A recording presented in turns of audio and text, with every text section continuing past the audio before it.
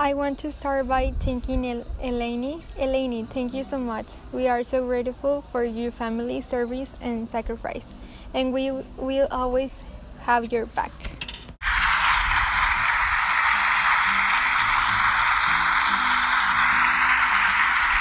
Over the past few years as First Lady, I have had the extraordinary privilege of traveling across this country. And everywhere I've gone, and the people I've met, and the stories I've heard, I have seen the very best of the American spirit. I have seen in the incredibly kindness and warmth that people have shown me and my family, especially your year. I've been seeing it in teachers in a near background school district who vowed to keep teaching without pay. I've been seeing in the people who become heroes at the moment's notice, diving into harm's way to save others, fleeing across the country to put out a fire, dreaming for hours to bail out a flooded town. And I've been seeing in our men and women in uniform and our proud military families.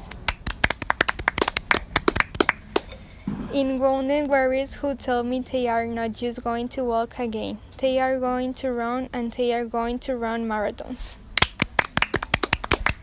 In the young men blinded by a bomb in Afghanistan who say simply, I'd give my ace 100 times again to have the chance to do what I have done and what I can still do.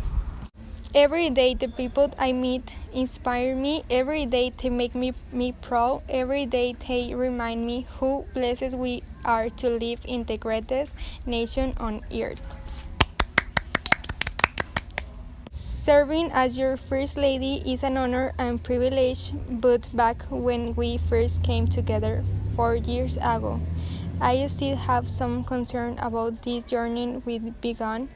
Why I believe deeply in my husband's vision for this country, and I was certain he would make an extraordinary president like any mother. I was worrying about what it would mean for our years if he got that chance. How will we keep them grounded under the glare of the national spotlight? Who would they feel being unprouded from their school, their friends, and the only hope they ever know? See your life before moving to Washington was filled with simple joys. Saturdays and soccer games, Sundays and grandma house, and date night for Barack. And me was either dinner or a movie, because as an exhausted mom, I couldn't stay awake for both. And the truth is, I love the life we had built for our years, and I deeply loved the man I had built that life with, and I didn't want that to change if he became president. I loved Barack just the way he was. See you even back then when Barack was a senator and presidential candidate.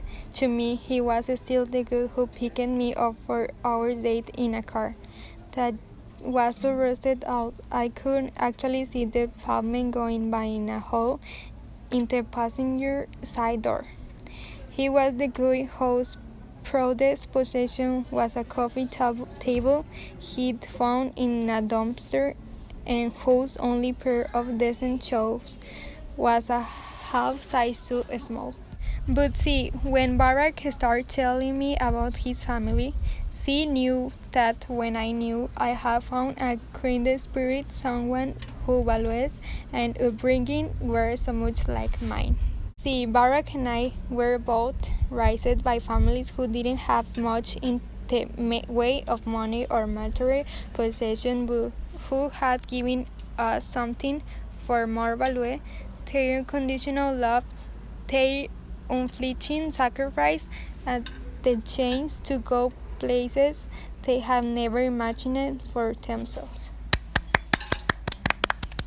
My father was a pump operator at the city water plant, and he was diagnosed with multiple sclerosis when my brother and I were young. And Even as a kid, I knew there were plenty of days when he was in a pain, and I knew there were plenty of mornings when it was a struggle for him to simply get out of the bed. But every morning I watched my father wake up with a smile, grab his walker from himself against the bathroom sink, and slowly shave and button his uniform. And when he returned home after a long day's work, my brother and I would stand at the top of the stairs of our little apartment, patiently waiting to greet him, watching as he reached down to lift one leg and then the other to slowly climb his way into your arms. But despite this change, my dad hardly ever missed a day of work. He and my mom were determined to give me and my brother the kind of education they could only dream of. And when my brother and I finally made it to change, nearly of our tuition come from student loans and grants.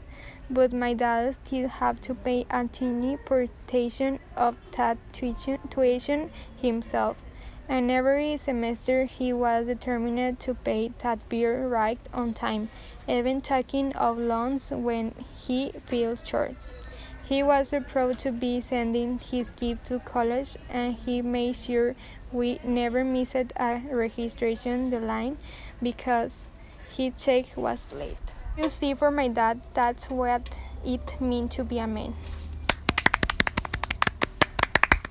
Like so many of us, that was the measure of his success in life, being able to earn a decent living that allowed him to support his family.